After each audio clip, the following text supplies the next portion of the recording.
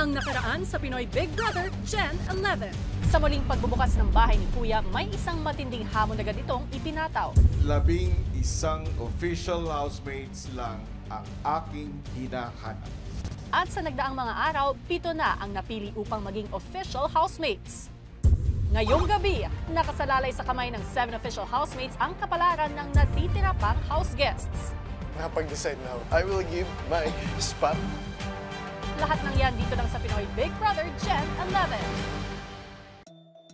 Sa gitna ng kwentuhan sa hapagkainan, ipinatawag ni Kuya ang unang 7 official housemates sa confession room para magbigay ng isang napaka-importanteng task. Ibinibigay ko sa inyong 7 ang mabigat na desisyon sa pagpili ng susunod at huling 4 na official housemates. Oh my God. Mula sa mga house guests na sina Jaren, Mark, Dylan, JM, Kanata, Therese, Rain, at Den.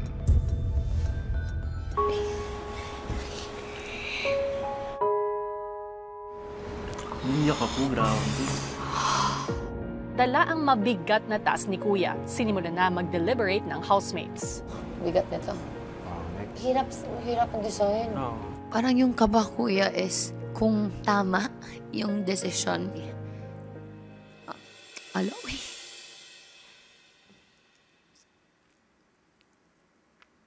Sorry, Kuya. Ayoko makita ng house guest, Kuya, yung hindi mga napili na malungkot. Si Den na lang last. Unfair sa 7 housemates. Unfair din sa kanya. In a dahil different ito lang yung place. chance. Yeah. Sa house guests po na lately ko na lang nakilala po, sobrang bigat na. What more pa po kay Ding Dong na partner ko po. Tapos alam ko po yung pangarap niya. At ito po talaga yung gustong-gusto niya. Na ano yung utak ko, parang nalilito na. Grabe yung emotional attachment na, sa totoo lang. Hirap kasi 4 yung mawawala eh. Kinaumagahan, umabot din ang 7 official housemates sa kanilang desisyon. Pero ramdam ng lahat na hindi ito naging madali. Hindi naman sila.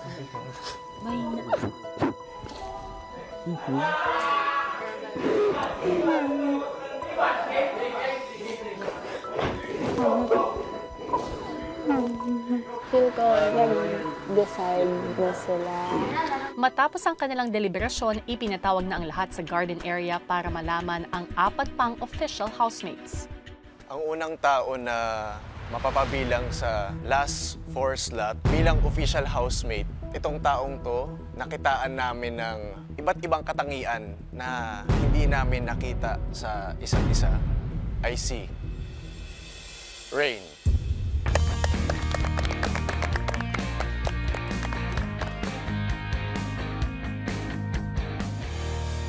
Nakitaan namin na committed kahit anong ipagawa. Yung second house guest na maging official housemate is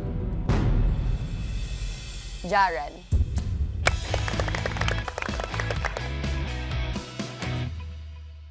Napili namin siya dahil nakitaan namin siya ng kasipagan sa lahat ng bagay. Walang iba kundi si Mark.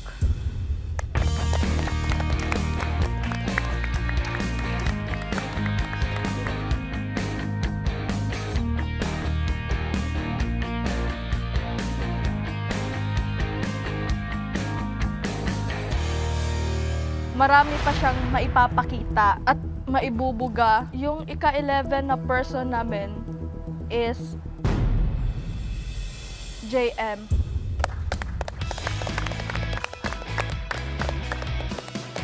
Briggs, Patrick, Jazz, Binsoy, Noemi, Colette, Kai, Rain, Jaren, Mark, at JM. Kayo ang aking 11 official housemates. Congratulations!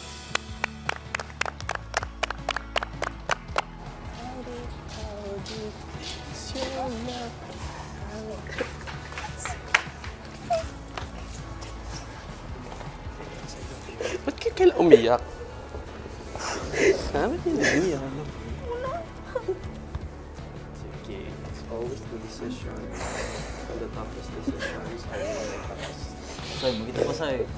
Magkita pa tayo, Soy. Magkita pa tayo, Soy. Ay, kuya. Water? Pwede tumakbo sa loob. Love you. Kanya-kanya ng proseso ang mga house guests sa iniisip na kapalaran. Si Dylan pinili munang maging mag-isa. Thank you, Lord. At si Therese naman mukhang namamag-asa pa. Wala, inisip ko lang, what if may chance pa?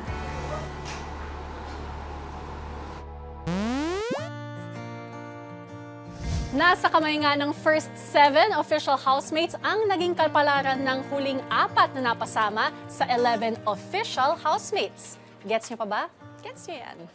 Hello Philippines! Hello world! Unang linggo pa lamang ay punong-puno ng emosyon sa loob ng bahay ni Kuya dahil nga sa matitinding hamon at desisyon na kanilang kinakaharap. Pero muli ang lahat ng ito ay isang malaking pagsubok lamang dahil sa katunayan, lahat naman po sila ay official housemates ni Kuya. Humaharap lang sila sa mga hamon na ito para lalo nilang pahalagahan ang kanilang mga sarili, kanilang mga opinyon, pati na rin syempre ang dahilan ng pakikipaglaban nila para sa kanilang mga pangarap.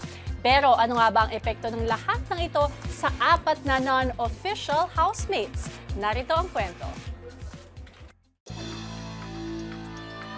Therese, hindi ka napabilang sa official housemates. Anong sasabi mo rito? Siyempre, kuya, Teka lang, kuya. Siyempre, kuya, malungkot. Kasi hindi ko naman po ina-expect na ganito kabilis. Maybe hindi ko lang po ngayon oras. Gaano kahalaga para sa'yo ang mapapasok dito sa loob ng bahay ko? Teka lang, kuya.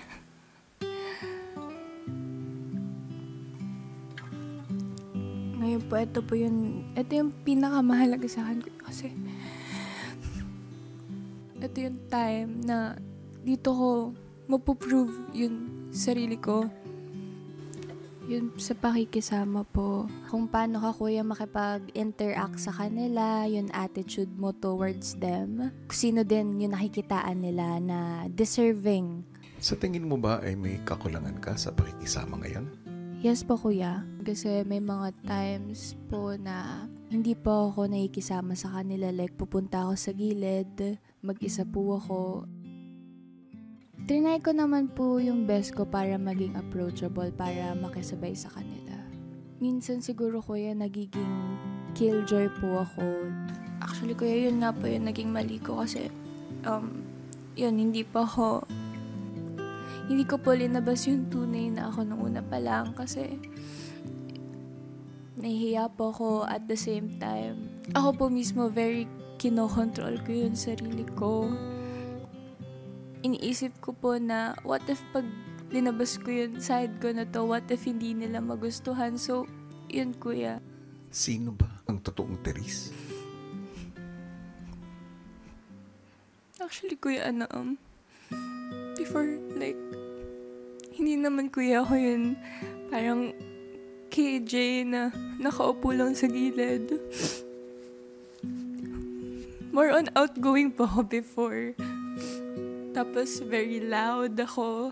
Naging gullible ako. Super bilis ko magtiwala. Lahat pinagsasabihan ko, like open lang ako ng open.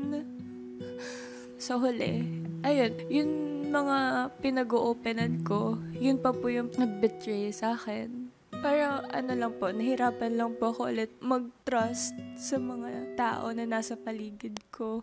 Siguro, mas iniisip ko yung sasabihin ng ibang tao. Takot ako na ipakita yung totoong ako kasi takot ako na hindi nila magustuhan. Gaano kahalaga para sa'yo ito? Super halaga po, kuya. Willing po ko gawin lahat, i-sacrifice lahat para dito po. Ipupush ko po yung sarili ko. Marami ka pang pagkakataon para patunayan ito, lalo na para abutin ang pangarap mo. Pero, you have to work hard for it. Yes, kuya. If ever, kuya, na may ilang days pa po ako like natitira here inside your house. Ito yung time to make my family proud sa akin and ma-show the real me. Okay ka ba na bulubiyak? Pet peeve ko naman yung eh. Sorry. Ba't ka umiyak? Umiyak ka eh. Ano? You crying for the first time. Yeah, I'm fine.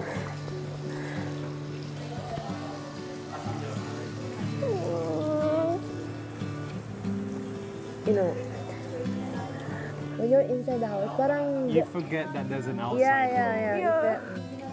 Your life Complete my revolves sentence. around the house. I still don't like you, by the way. Indirection! Pero valid yung nafe-feel mo ngayon, nalulungkot ka. May gusto ka pang katunayan. Right? Pero wala pa naman sinasabi, meron. Oo nga, yun nga sinasabi ko. Wala pa nga sinasabi. Hindi natin alam yung plano ni Kuya. Tsaka mabuhas yung luha ko pag pinaimpake na talaga. Oo. Ganyan pala magpunas ng luha, Teres. Kala ko ganun. Pag maganda, ganun daw. Oo. Let. Paano ka magpunas ng luha mo, Let? Paano ka magpunas ng luha mo? Ano lang. Binsoy, paano kaya umiyak ang mga poging gaya mo? Ay sus! Ang hindi pinapabilang sa 11 official housemates na si Kanata, naging sandalan ang nakatatandang kasama sa bahay na si Bricks. Proud ka sa lola mo, ha? Tandaan mo yan, ha? Ha? Anong nararamdaman mo, Kanata? I feel sad. Disappointed po para sa sarili ko. Bakit ka nga ba nandito? Nandito ako para matuto, makisama sa iba't ibang tao. Higit sa lahat, nandito ako para ipakita kung sino ako. And, I'm sorry.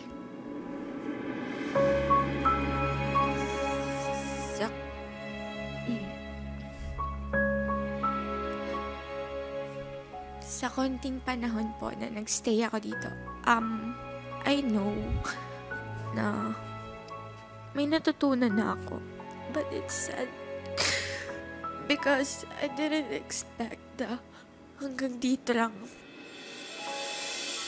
Kung mabibigyan pa ako ng chance na maulit ako, hindi ako magiging sweet. Hindi, Choose to be sweet and choose to be a better person. I rather choose to be strong. Okay naman sabayan mo yung sweet tsaka strong mo, di ba? I'm strong. Sa tingin ko, kaya hindi nila ako pinili. Kasi yung situation na ako yung pinakabata, hindi strong yung personality na nakita nila sa akin. I feel, kuya, na simula nung pagpasok ko dito, feeling ko weak ako. Pero, no, I'm not. Siguro iniisip nila, they always have to check on me. Lagi nila akong tinatanong, okay ka lang ba? Pero nakikita nyo kasi, I'm weak. No. Hindi ko nakikita. You always... Tandaan mo yan. You're thinking that it's your responsibility to check me because... No, I'm not. Lahat naman dito, kinakamusta ko eh. Don't get me wrong sa ganun, ha? Sa labas ba ng aking bahay, ganito ka rin dinatrato sa inyong pamilya? Hindi po eh. Ate po ako ng 3 pinsan at 1 kong kapatid. I like being ate din po. Pero sa bahay po namin, 4 po kaming malalaki at ako yung bunso. Hindi ako weak sa bahay namin. Pero dito, kuya, yung nafe-feel ko, iniisip nila na responsibility nila na dapat yung gawain para sa akin is pinakamadali. Kasi ako yung pinakabata. Gusto ko pong patunayan na kaya kong makipagsabayan sa kanila. 16 ka pa lang, nakuha mo na pumasok dito. Grabe na yan na achievement. Grabe na yan. Ako 16, pinangarap ko nga dito. 16 years ko pa bago nakamta to. Ikaw, 16 lang. First attempt mo pa. Sa'yo na rin nanggaling na meron ka pang nais patunayan. Ano mang edad at ano mang karanasan, meron ng iba. Hindi lang yun ang basihan. Lahat kayo may kanya-kanyang paraan para maabot ang iyong mga pangarap. Ipaglalaban ko po kung bibigyan pa po ako ng isang pagkakataon. You're my favorite, kuya. Thank you, Kuya Bricks. I appreciate you a lot. Malaking tulong ka dito. I will always be my bunso ear.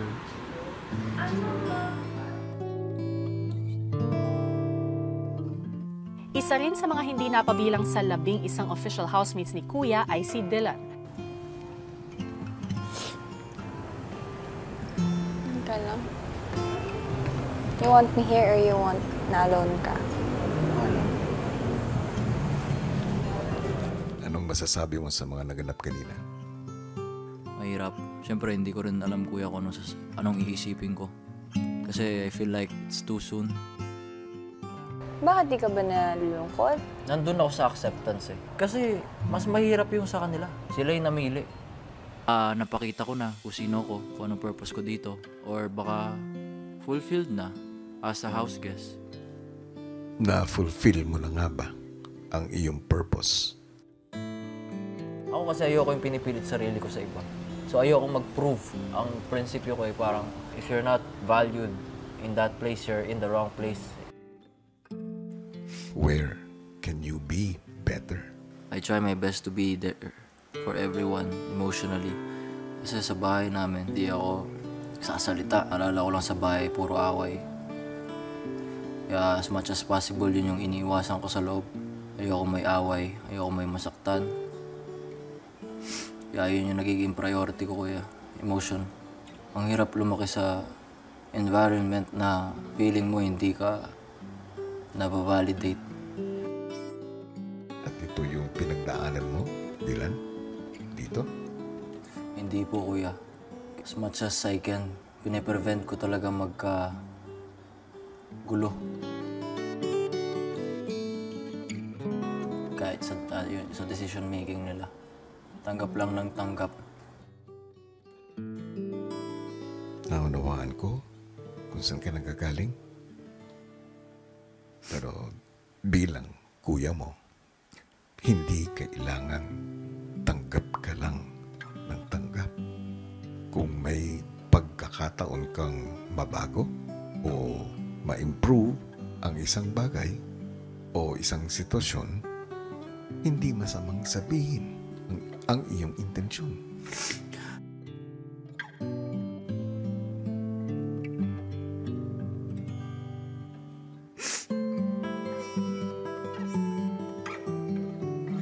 Bakit, Dylan? I always see myself worthy dapat of love, of but I always come up short. Habang may panahon pa, Dylan, sana ay mapagbuti mo pa ang iyong sarili. Naniniwala ako na ang buhay ay isang laro. Ang maganda dito, pwede mong hawakan ang bola na magluluklok sa tagumpay mo. Kaya't kung may pagkakataon, sana ay lumaban ka at lumaban ka ng patas. Yes, kuya.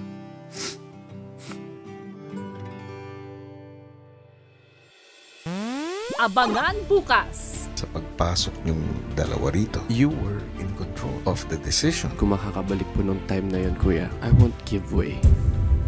Ang unang 7 official housemates ang humawak ng inyong kapalaran. Pero ngayon, bibigyan ko kayong lahat ng pagkakataon para baguhin ito. I will give my spot. Guys, kung sino niyong gusto makapasok? Go, go, go, go, go, go, go! Sorry guys ha. Kuya Bricks, remember? Kuya! Marami pa ako sana na i-share ba? Kaso, yung puso ko...